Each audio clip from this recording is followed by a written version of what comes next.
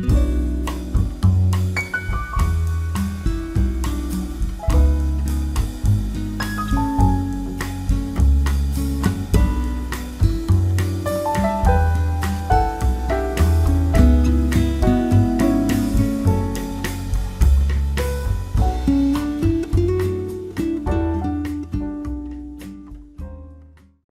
mừng các bạn đã quay trở lại với kênh Dojin. Các bạn thân mến, Worm là một bộ phim khoa học giả tưởng năm 2010 của đạo diễn người Hungary Bernander Filigo cùng với sự tham gia của các diễn viên Eva Green và Matt Smith. Trong bộ phim này, các bạn sẽ rất bất ngờ với nhân vật của Eva Green khi vai diễn của cô lần này là một cô gái trầm mặc, đa sầu đa cảm và rất nặng tình, khác hoàn toàn so với những vai diễn trong những bộ phim khác của cô, khi phần lớn các nhân vật mà cô vào vai đều là những cô nàng rất cá tính, mạnh mẽ và có phần nổi loạn, cùng với vẻ lạ lơi bất cần đời.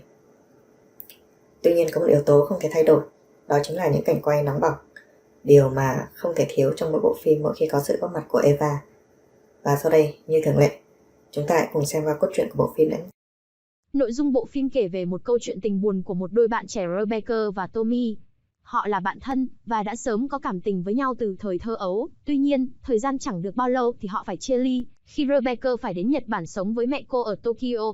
12 năm sau, Rebecca trở lại trong hình dạng một thiếu nữ xinh đẹp. Với diễn xuất của Eva Green, cô trở lại bãi biển trước đây để tìm tung tích về Tommy. Thật may anh vẫn còn sống ở đây, nhưng khi tìm đến nơi, cô có hơi thoáng thất vọng khi phát hiện có một người phụ nữ ở trong nhà của anh ấy. Tommy lúc này được diễn xuất bởi Matt Smith, cũng đã nhận ra Rebecca sau một chút bối rối. Rebecca cũng cảm thấy rung động khi Tommy không chỉ nhớ đến cô, mà còn có một sự quan tâm sâu sắc với cô. Khi hai người đang bắt đầu phát triển lại mối quan hệ đã bị gián đoạn từ 12 năm trước, thì Tommy bất ngờ bị một chiếc xe tải tông chết trong một chuyến đi của họ. Cảm thấy đau khổ và dằn vặt trước sự ra đi đột ngột của Tommy, Rebecca quyết định nhân bản anh ta, chủ động thụ thai bản sao của Tommy. 1 năm sau, cô sinh ra Tommy bản sao, nuôi dưỡng và dạy dỗ anh ta như một người mẹ. Nhiều năm sau đó, Tommy lớn lên và trở lại với hình dạng giống như với ban đầu trước khi anh ta chết. Anh ta dần phát hiện ra rằng mình chỉ là một bản sao của ai đó khi Rebecca cho anh ta xem lại những tư liệu cũ của họ. Tommy cảm thấy tức giận nhưng cũng vô cùng bối rối và bắt đầu xem việc quan hệ tình dục với Rebecca như một sự trừng phạt dành cho cô. Ngày hôm sau, Tommy đóng gói đồ đạc của mình. Anh ta cảm ơn Rebecca vì cuộc sống mà anh ấy đã có, sau đó rời đi, bỏ lại Rebecca một mình.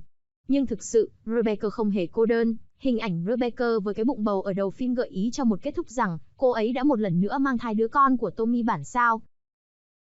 Điều làm tôi ngạc nhiên là có rất nhiều những trang web tổng hợp đã đưa bộ phim này vào danh mục miêu tả những mối quan hệ về những anh chị em, nhưng tôi không hề thấy có mối liên kết nào giữa anh chị em trong bộ phim này cả. Đó có thể là một sự nhầm lẫn của họ. Về cơ bản trong bộ phim này không có vấn đề về loạn luân về mặt sinh học, vì thực chất Rebecca và Tommy không hề có chung huyết thống gì cả. Nhưng về mặt đạo đức và xã hội thì đó là điều chắc chắn. Rebecca đã mang thai Tommy, dù cho chỉ là mang thai hộ, và sau đó nuôi dưỡng anh ta trưởng thành và khôn lớn. Khi Tommy lớn lên và dần trở lại hình dạng ban đầu như lúc trước khi anh ta chết, chúng ta thấy rằng Rebecca như bị mắc kẹt trong một mâu thuẫn giữa đạo đức của một người làm mẹ và tình yêu của một trinh nữ đối với người yêu trước đây giờ đã trở lại. Khi không ít lần cô tỏ ra ghen tị với bạn gái của Tommy, và đó chính là xung đột chính của bộ phim. Phim cũng đặt ra một vấn đề về người nhân bản.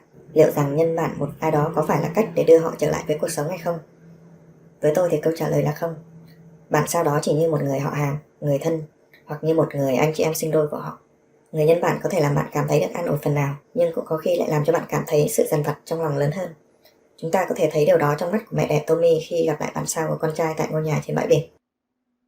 Bộ phim đã được đổi tên thành Clone cho bản phát hành DVD ở Anh, và bản thân tôi cũng thấy tiêu đề này nhã nhặn và hợp lý hơn. Với âm nhạc nền thưa thớt và ít lời thoại, cùng với 6,4 điểm trên IMDb, chứng tỏ bộ phim cũng được đánh giá khá tốt.